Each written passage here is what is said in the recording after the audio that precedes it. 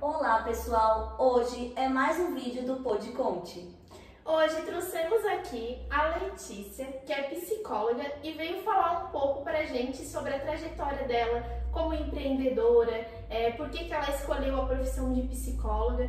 Então seja bem-vinda, Letícia, é um prazer ter você aqui com a gente. Vou iniciar então agradecendo o convite, né? Achei a iniciativa bem bacana, acho que a nossa cidade precisa disso, né? É uma visibilidade pra gente que é empreendedor, então parabéns. Obrigada pelo convite. A gente fica muito feliz em ter você aqui com a gente e a gente quer que você conte um pouco sobre a sua história. Tá, mas começa desde a universidade ou já empreendendo? Não, desde a universidade, como que você escolheu essa profissão, se já foi desde o ensino médio? Tá, então, eu entrei na universidade, eu tinha 17 anos, ou seja, eu tinha recém saído do ensino médio. Quando eu escolhi psicologia, na verdade foi com influência da minha mãe, assim, que quando a gente estava ali perpassando né, o que eu queria fazer, eu já sabia que eu queria estar na área da saúde. Então eu pensei em psicologia e farmácia na época, seria um dos dois. Daí, em várias conversas com a minha mãe, que era professora, que é professora ainda, ela disse pra mim, olha, eu vejo a psicologia como uma área muito mais aberta e a farmácia uma área muito mais fechada. Acho que teria mais oportunidades. E foi deste ponto que eu disse, vou prestar vestibular e vou fazer. E aí eu cursei psicologia na Unisul. Então eu me formei final de 2017, mas a minha formatura ela foi em março de 2018, né? Porque a Unisul ela faz ali depois de um tempo que a gente se forma. Eu me formei dia 10 de março de 2018 desde ali eu acho que, eu não lembro assim certo agora, mas acho que foi em 6, 8 meses depois, eu já comecei na área, talvez um ano, assim, né? Eu tenho então aí mais de 4 anos de formada e trabalho mais ou menos 4 anos na área. Só que quando eu comecei a trabalhar, eu recebi uma proposta de um consultório, de uma clínica, na verdade, da cidade para me trabalhar como psiquiatra. E eu fui. E por incentivo da minha mãe, porque eu tenho ainda, né? Tô trabalhando isso, uma grande dificuldade de acreditar no meu potencial. E a minha mãe disse, não, Letícia, é a tua oportunidade. Eu disse, ai mãe, não me sinto preparada, sei agora na universidade, vou assumir, né, a área da psicologia dentro de uma clínica que tinha psiquiatra. Ela disse, não, vai dar tudo certo. Fui. E aí comecei a trabalhar lá, na verdade eu comecei atuando na psicoterapia individual e também fazia avaliação psicológica para empresas. Que foi assim aonde eu consegui juntar mais dinheiro para montar meu consultório. Sim. Porque tem uma demanda muito grande, porque a cidade é portuária e muitas funções da cidade pedem a avaliação psicológica. Então foi dali que eu tirei, digamos assim, uma parte do dinheiro para me investir no meu negócio hoje. E depois disso eu comecei a trabalhar numa outra clínica de fisioterapia, com psicoterapia individual de alguns pacientes dessa fisioterapeuta em específico. E aí, enfim, eu vi que eu amava tudo isso.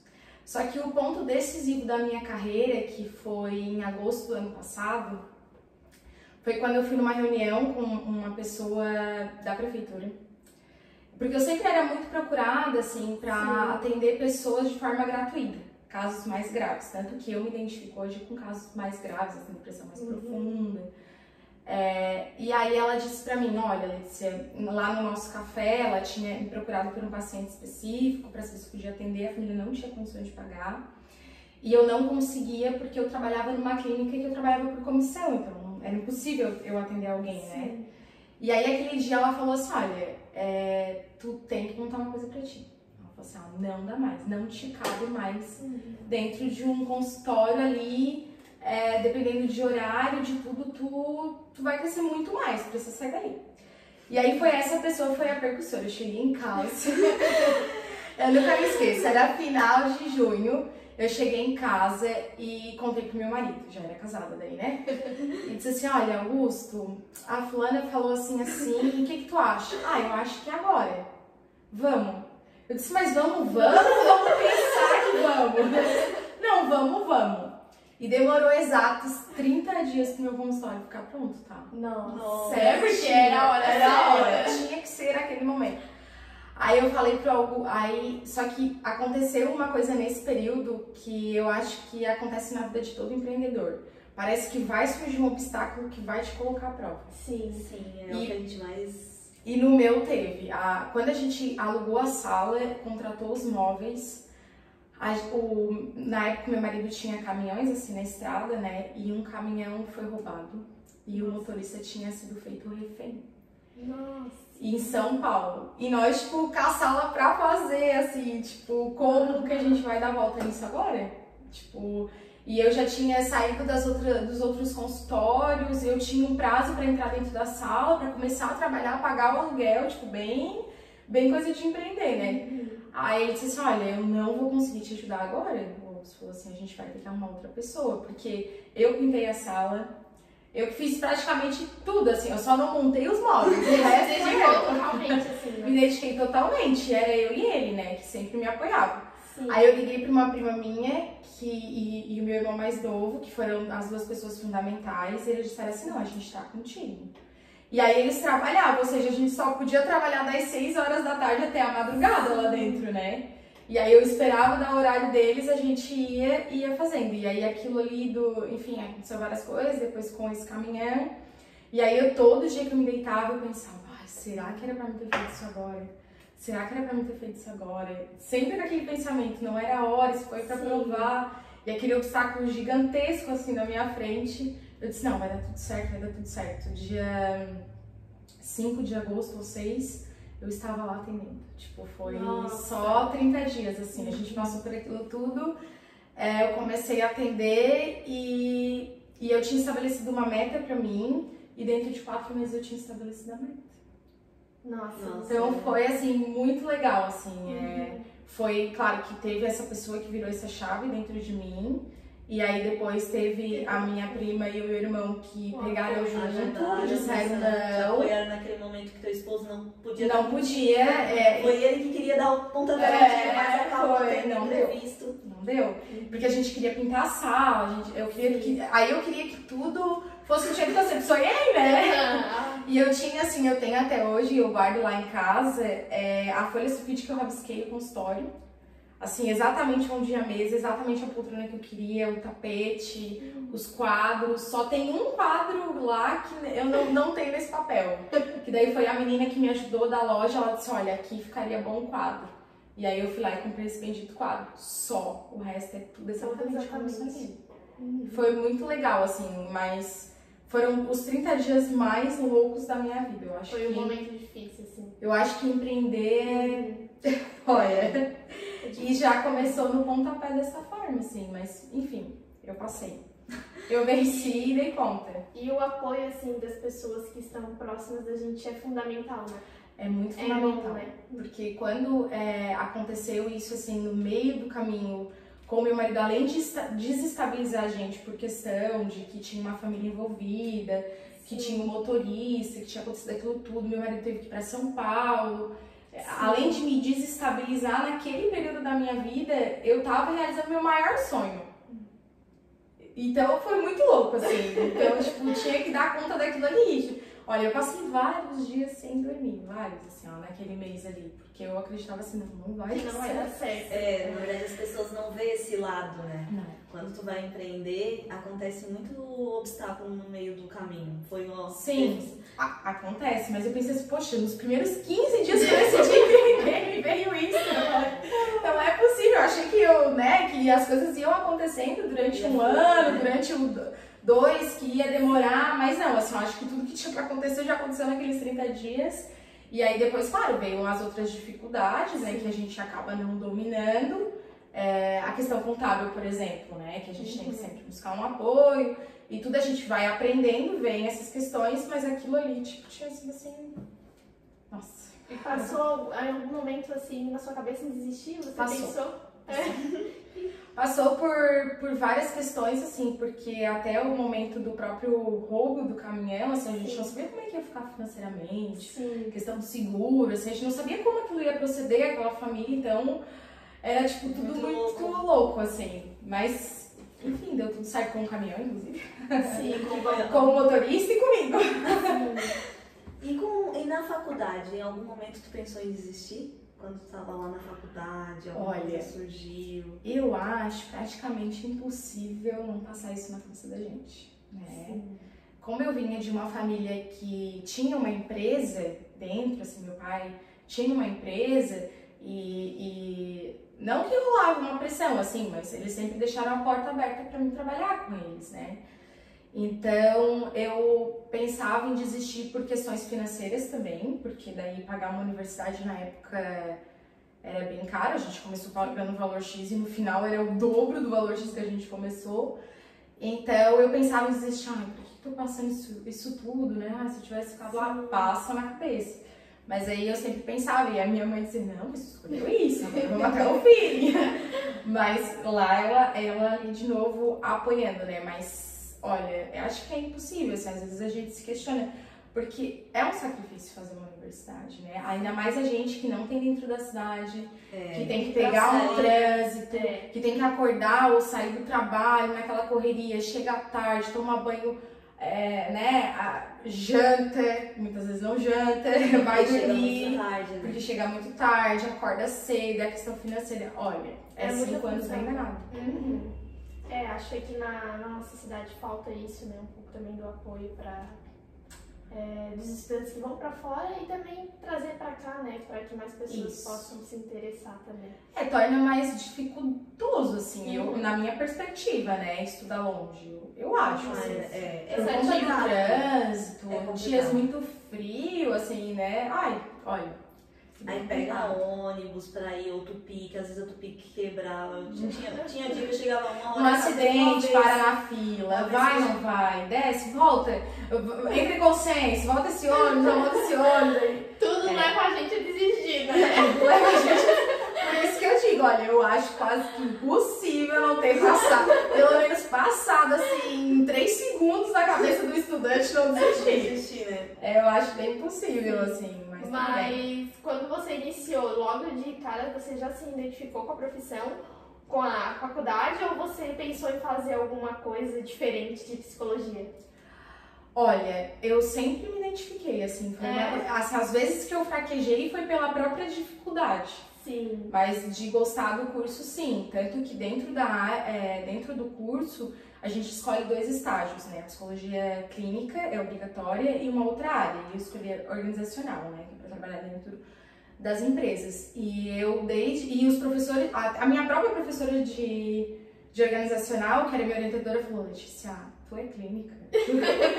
Tu não é que eu não dei certo dentro da empresa que eu estagiei, é que, tipo, eu tinha uma habilidade melhor com a prática clínica, assim. Então, desde o início, eu sempre me identifiquei, assim, foi algo bem... Ai, que bom. É tão bom quando a gente entra numa faculdade, tá? Ali, estudando aqui, a gente se identifica. Logo em seguida, você já começou, assim, a trabalhar na área. Foi tudo assim...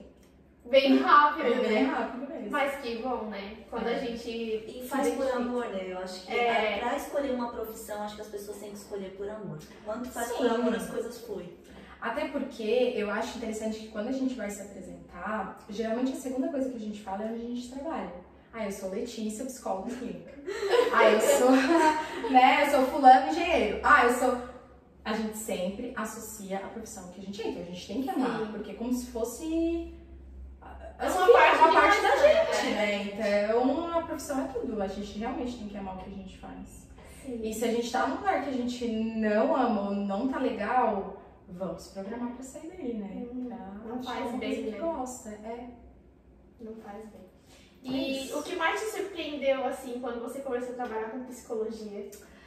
Olha, infelizmente o que me surpreendeu, eu até anotei aqui, pensando na pergunta de vocês quando vocês enviaram, foi negativamente, assim, eu acho que foi o preconceito da própria saúde mental, e a maneira como a sociedade, e isso não é uma crítica, eu acho que isso é uma realidade, né? Sim. A maneira como as pessoas que regem o nosso país tratam essa área. Eu acho que isso foi... Tu saber dentro da universidade, ali no conforto dos professores, eles contando, trazendo artigo científico, contando do seminário e tal, é uma coisa. Tu lidando com isso é outra totalmente diferente, assim. Então, o próprio preconceito profissional da minha profissão, existem uma boa parcela, né? Você já deve ter ouvido, né? Psicólogo é coisa de louco. Sim. Né? Então, eu acho que foi o próprio preconceito e o descaso. Eu acho que o descaso das pessoas que regem o país, mas de um modo bem geral mesmo, assim, desde aqui, enfim, até os maiores. Sim. Eu acho que foi bem, assim, impactante, me surpreendeu. Eu não acreditava que era dessa proporção. Achava que era meio fantasiado dentro da universidade, mas no final eu acho que ainda lá era bom. Acho que na prática era bem mais difícil, bem pior, assim. Então isso me surpreendeu, foi bem impactante. Porque hoje eu vejo, assim, que a psicologia, ela deveria ser, tipo, empresas ou, enfim, deveriam ter mais acesso a isso, né? Mais participar com relação a isso, até na questão dos funcionários. Eu acho que isso é importante, reuniões com psicólogos, palestras. É bem interessante, a gente comenta bastante sobre isso, que deveriam as empresas contratar uma psicóloga para pelo menos uma vez no mês dar uma palestra. Assim, na verdade eu vou trazer um pouquinho mais sobre isso lá numa outra questão que vocês me trouxeram. É que assim, ainda aqui no nosso país, a gente acaba separando saúde mental de saúde física. Sim. O colaborador tem uma coluna boa, tem uma, né, enfim, tá tudo organizado ali fisicamente, mas ninguém pensa que ele tem uma família, que ele tem uma vida, que ele tem problemas, que aquilo vai interferir na produção, e se interfere na produção, a empresa lucra menos. Ainda se separa. A partir do dia que não se separar mais isso, aí vai fluir o negócio. Sim. Entendeu? Então, eu acredito que o olhar das empresas ainda é muito físico, assim, do paciente produzir, da mão de obra mesmo, do trabalho. É mais fechado para essa parte do psicológico da pessoa. Do psicológico, tanto que, como eu comentei com vocês, né, anteriormente, que eu comecei a trabalhar com avaliação psicológica, já eram de leis que vinham crescendo dentro das empresas e havia uma necessidade, principalmente dentro do próprio Porto de Imbituba. Então, eu acredito que daqui a uns anos isso vai ser assim inevitável, daí vai ter que ser todas as funções, porque atualmente são as funções de periculosidade que eles falam, né? Trabalho em altura, confinamento, tem tudo uma questão. Então, ainda fica só atrelado a essas especialidades assim dentro do mercado de trabalho só. Mas ainda se separa muito, a empresa ainda separa muito isso. Mas a gente espera assim que no futuro próximo possa acontecer isso, né? Das empresas, das pessoas olhar com um olhar diferente, né? Ver que a psicologia... Eu também acredito bastante nisso. assim, já foi pior. Hoje já se tem uma crescente, hoje já se vê que é necessário essas avaliações, mas ainda... Ao passo que evolui, ainda evolui muito devagar, assim, né? Mas tá evoluindo, assim, né? Tá bom, é uma perspectiva até que boa. Se a gente for olhar há uns anos atrás, que não tinha daí nem pra essas funções específicas, né? Sim. E a gente hoje se fala muito em coach, né? E qual é a diferença de um psicólogo para um coach? Então, primeiro que essa palavra significa... eu ainda botei aqui assim, polêmica essa. Anotei aqui no meu resumo. Então, primeiro que essa palavra significa em inglês treinador, né? E o que... Gente, isso não é uma opinião minha, isso é uma coisa que vocês podem achar em bases de dados científicas, tá? O que é o coaching que eles falam, assim, né? Pronunciando em inglês. Ele é nada mais, nada menos do que um treinamento que pode ser feito em algumas áreas específicas da vida daquele sujeito. Por exemplo, que eu tinha anotado aqui, inteligência emocional, né? Se fala muito, coach para inteligência emocional. Então ele vai ele vai treinar aquela área em específico da vida daquele sujeito. Mas hoje, se a gente for fazer uma pesquisa mais ampla, o coaching ele ainda não é considerado algo científico. Sim. Tá? Ele é considerado um método aí que veio, eu acredito que é ali por 2014, se eu não me engano, mais ou menos esse período, para meio que treinar áreas da vida do sujeito. Só que ele não deve ser usado para tratamento de transtornos mentais, como depressão e transtorno de ansiedade. E eu volto a falar, isso não é uma crítica ao profissional, isso é o que a ciência diz, né? Para transtornos mentais, a gente tem que procurar um psicólogo ou um psiquiatra. Sim. Tá? Então essa é a grande diferença. As pessoas que recorrem a esse método é para trabalhar uma área em específico da vida. Tipo, inteligência emocional, se vê muito em emagrecimento, mas eu não tenho prioridade para falar porque não é a minha área. Mas se for pensar numa questão de inteligência emocional, ele vai estar treinando a habilidade dele naquilo ali, tá? Mas não é um tratamento de um transtorno mental. Isso fica claro, assim, isso é ciência. Sim, e as pessoas têm bastante dúvidas com relação a isso. Porque hoje a gente vê muito, do nada surge um coaching. É coaching que se fala? Coaching, não coaching, gente. Mas, assim, do nada surge uma pessoa, às vezes, que a gente nem sabe se tem formação. Porque algumas pessoas não têm formação e acabam voltando para essa parte aí. E por isso, assim, foi mais a questão de conversar sobre isso com você. Porque era uma dúvida que até eu sempre tive. Porque eu sempre achei muitas pessoas, agora nesse tempo assim, que a gente está vivendo, muitas pessoas se tornando isso.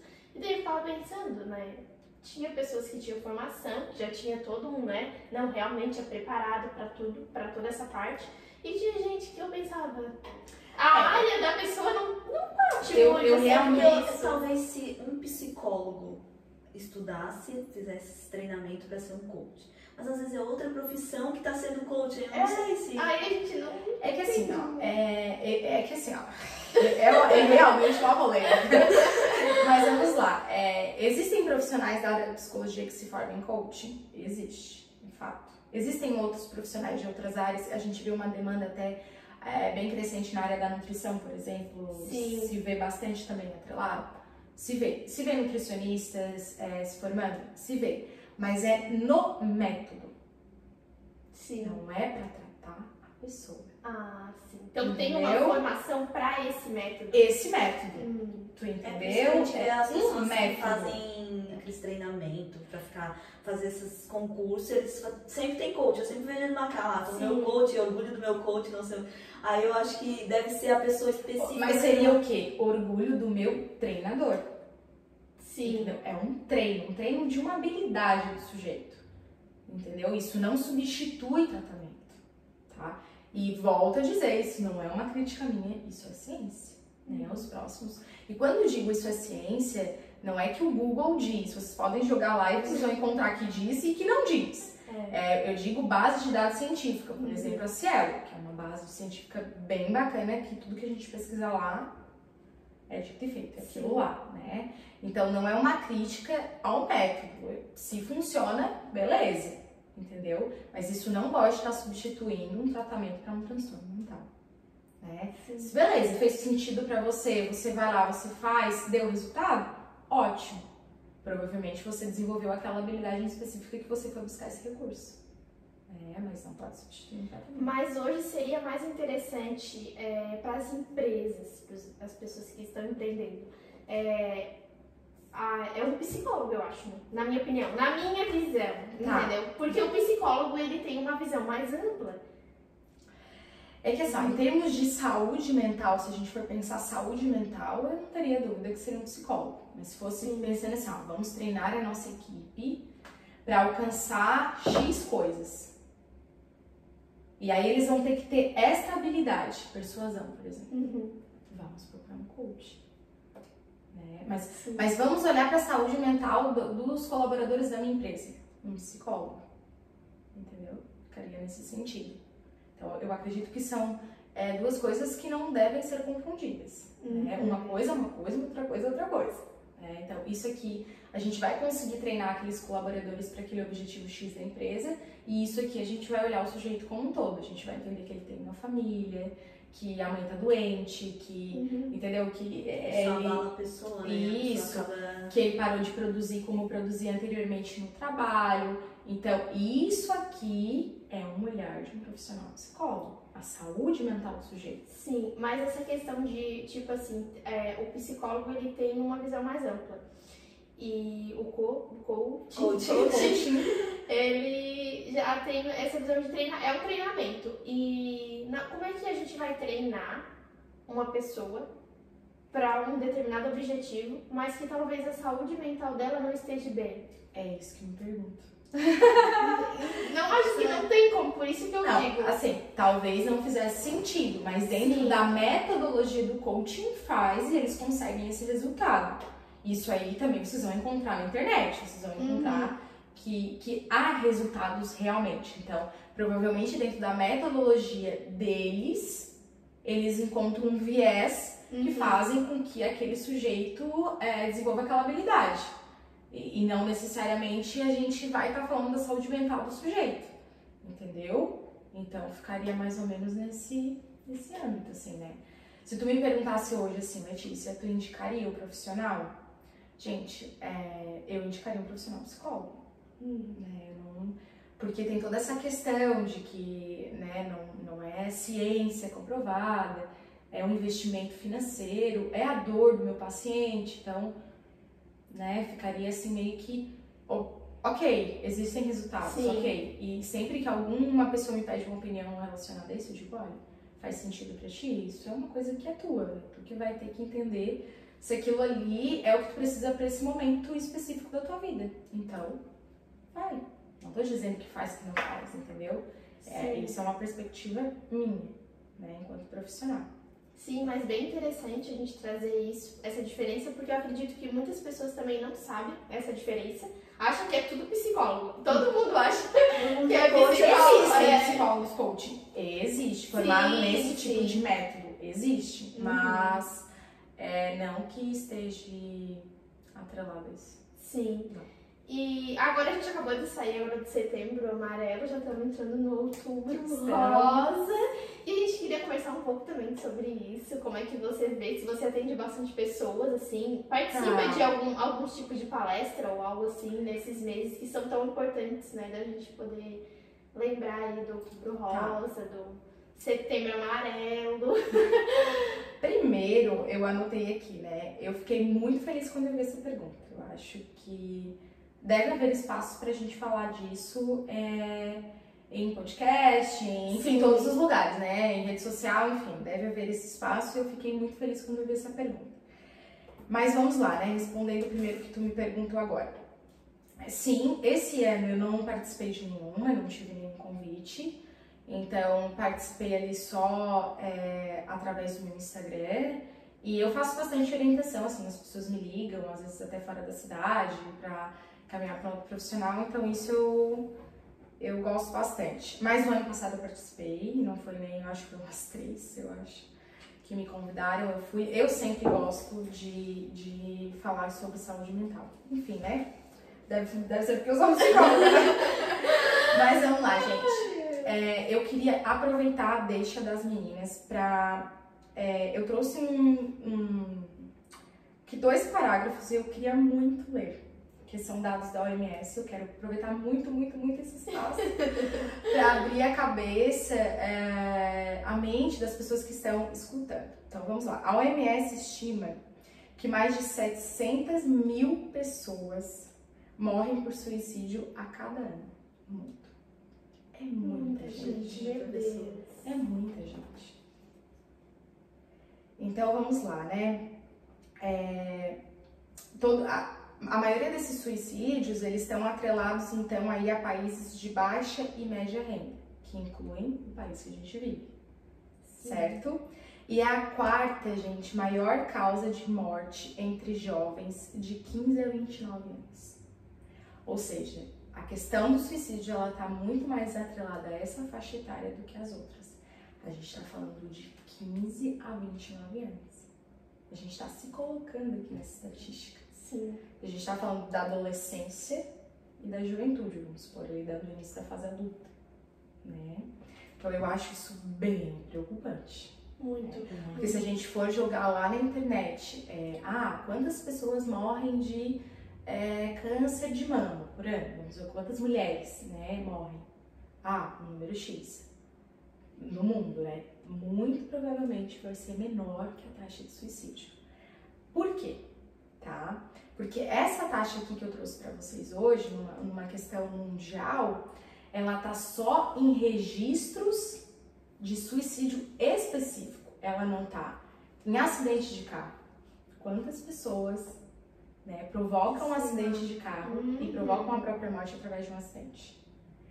Não vai pro laudo que ela faleceu de suicídio, porque às vezes a família nem sabe disso, entendeu? Vai contar como que aquela pessoa morreu de acidente, entendeu? Então isso aqui é uma estimativa e o número é muito maior, entendeu? É muito maior que isso aqui, pelo que a gente vê, pelo que eu posso observar até mesmo dentro da cidade. A demanda de pensamento suicida, ela é muito grande, ela é muito recorrente. Entendeu? E ela está nessa faixa etária? Sim. Está em crianças? Sim. Está em idosos? Sim.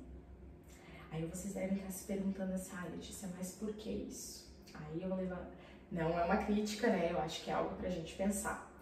O país que a gente vive hoje, ele é um país que ele não investe em política pública de prevenção.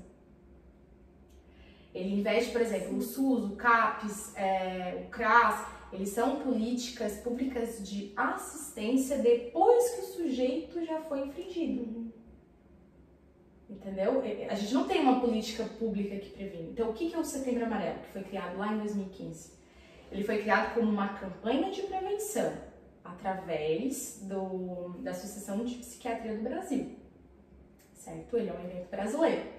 Então, ele não... Claro que depois foi para o Ministério Público, né? O país, ali, os outros órgãos, enfim, tomaram conta, ajudaram e tal. Mas ele não é uma política pública de prevenção. O que seria uma política pública de prevenção? Vamos pensar junto, né? Aqui está entre 15 e 29 anos.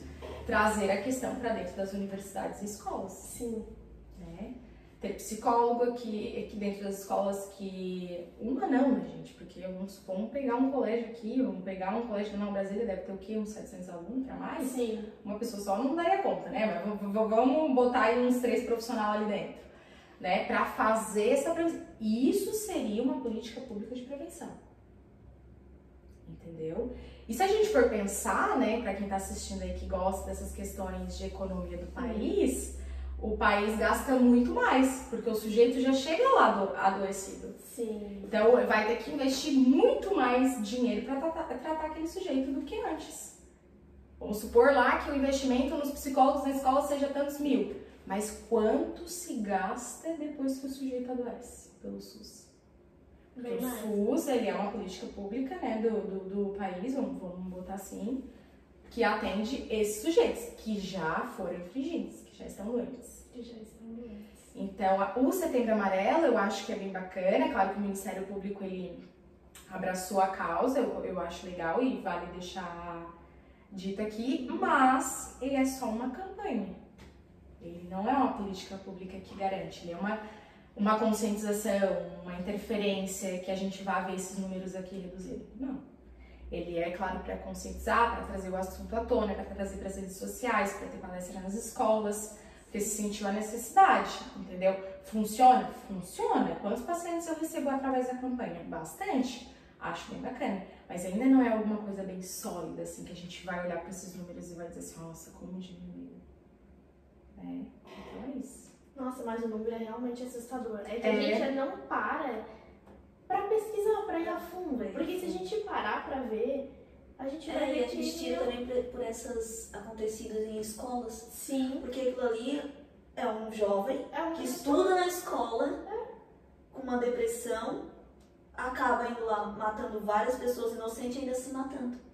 Exatamente. Mas por quê?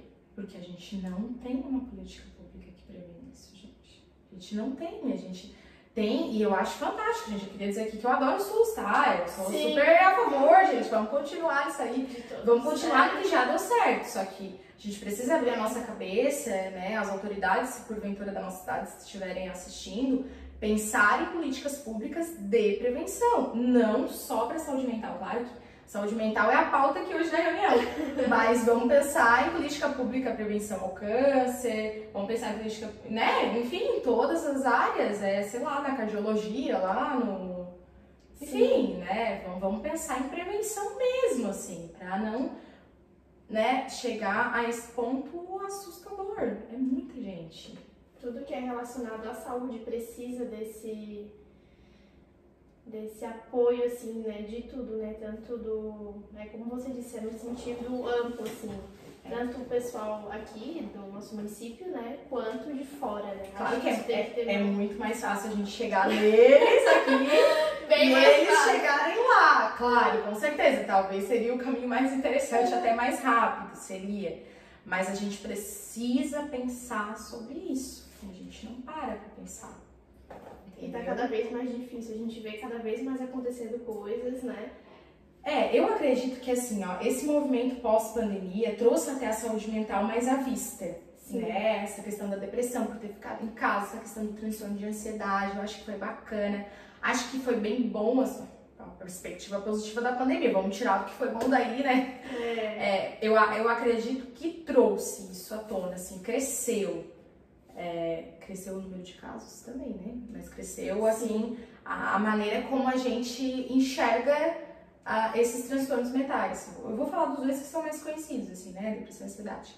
Mas se fala muito, mas muito pouco se faz. Sim. Entendeu? Então, enfim, fica aí, né? A ideia, né? Ai, que alguém tá assistindo aí, vamos pensar uma política pública de prevenção aí pra cidade. E com o Covid aumentou bastante, as pessoas estar em casa causa muita ansiedade.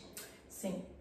Tem muitas pessoas que ficaram... E logo, quanto mais caso, mais se fala sobre esse assunto, né? A gente viu essa crescente, assim, bem notória, mas só se fala. Só se fala, entendeu? Não se faz a pandemia coisas para poder incentivar as pessoas a procurarem ajuda, Isso. né? É como você disse, ainda tem muito... As pessoas julgam muito, vamos no psicólogo. Nossa, faz doido. Faz psicólogo, faz. Eu sou louca? Não dá, mas vamos fazer um psicólogo. Escuta, enfim, tudo bem, né? Eu acredito até que seja falta de informação. Sim. A gente cairia lá na política pública de prevenção, porque prevenção é informação, né? Então talvez falte informação também. Sim. Entendeu? Então, sempre que eu recebo esse público, sempre que alguém faz contato comigo, mas eu não sou louca, eu tenho que falar, olha, isso aqui não é nesse sentido, entendeu? Vamos pensar igual tu vai lá no endócrino, daí tá com problema lá no estômago, vai lá resolver, e aqui tu tá com problema psicológico, mas aqui resolver. Sim. Ponto. Né? Não é questão de loucura. Hoje eu acho que esse termo, não sei nem se usa tanto mais assim, né? A gente fala mais em patologia, em transtorno. É claro que se usa esse termo que a palavra está aí na língua portuguesa, mas a gente já não vê mais tanto dentro da minha área, assim, já é algo, fulano tem transtorno de esquizofrenia, fulano tem transtorno depressivo maior. Não se fala mais em loucura, né? Eu acho que isso ficou lá na reforma psiquiátrica, mas tudo bem. Falta informação. Então eu não julgo, assim, não julgo mesmo, de coração, tá? Porque eu acredito que como o país ainda não investe nesse sentido, vai faltar informação. Então logo a pessoa não faz a ideia do que ela fala, do que ela tá falando, né? Às vezes tá ali sofrendo, né, por medo de ir por achar que é louco. Ou por as pessoas comentarem que é louco. Julgar, né? As pessoas julgarem, né? Qualquer julgamento, às vezes... Então eu não julgo, assim, eu acho que a gente deve aí encher de informação e eu acho que o Instagram, por exemplo, é uma boa forma de informação. Da gente levar isso, né? Isso. Acho que hoje em dia a rede social tá ajudando também. Tem um veio pra isso. Veio pra ajudar. Às vezes Então, eu digo isso pra todos os meus pacientes que vêm com essa demanda, né? Eu acho que, na minha percepção, a rede social ela é algo positivo. Se tu fizer que ela é algo na tua vida, que ela seja algo positivo. Se tu fizer com que realmente seja essa troca de informação, pra te ter contato com a tua família, que às vezes é distante, pra te acompanhar a viagem do sobrinho, pra te... Sim. E essa perspectiva é muito gostosa. Claro que essa é a parte bonita, né?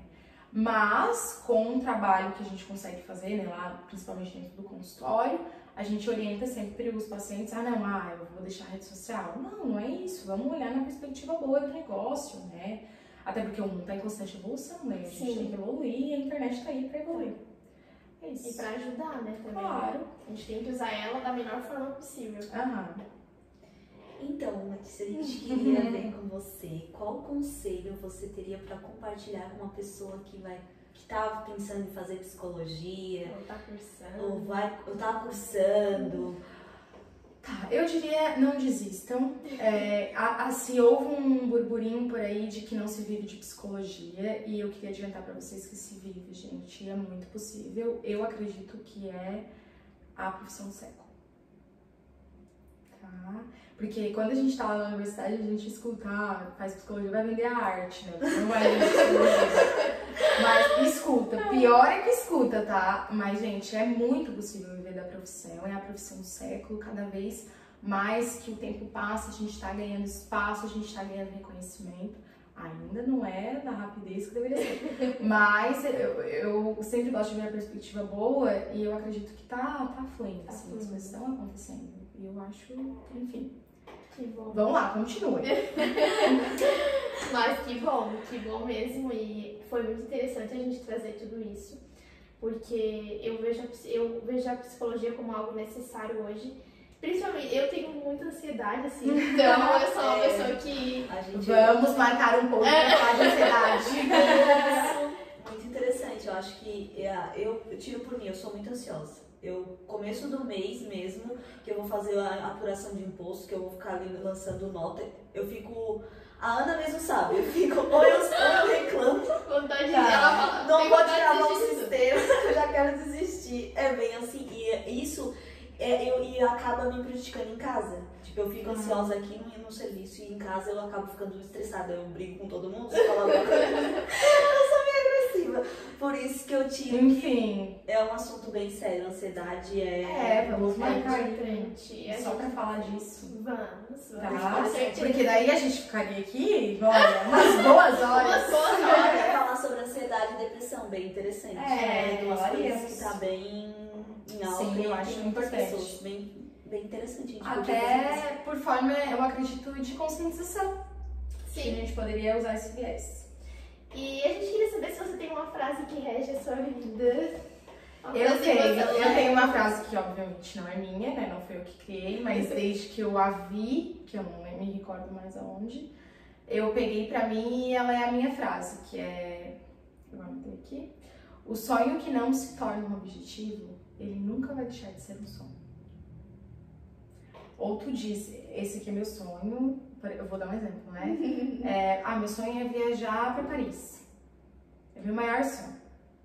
Se ele não se tornar um objetivo e tu não construir uma caminhada para chegar nele, ele nunca vai deixar de sair dos seus pensamentos. O consultório, por exemplo, teve que virar um objetivo. Sim. Porque senão eu não conseguiria chegar até ele.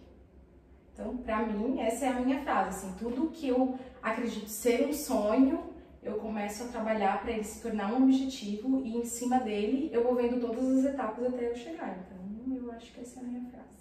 É incrível, uma frase incrível mesmo, maravilhosa. E o significado, né? Depois que tu escuta, às vezes tu pensa e realmente, se tu não tornar o teu sonho um objetivo, ter aquela meta pra conquistar ele nunca vai sair do sonho. Não, tu nunca vai deixar de ficar lá na tua cama imaginando. A viagem pra Paris. Tu pode sentar na tua cama, deitar, enfim, e te imaginar em Paris, mas tu tem que imaginar o que eu faço hoje pra mim poder ir pra Paris, como está a organização das minhas finanças, porque financeiramente também importa. Como está a organização, quanto que eu posso gastar por mês, quanto tempo eu vou demorar, que período do ano eu queria viver Paris. Sim. Ela tem que entrar no papel, porque se não entrar, ela não vai deixar de virar um sonho. Só um sonho, vai ser só um sonho.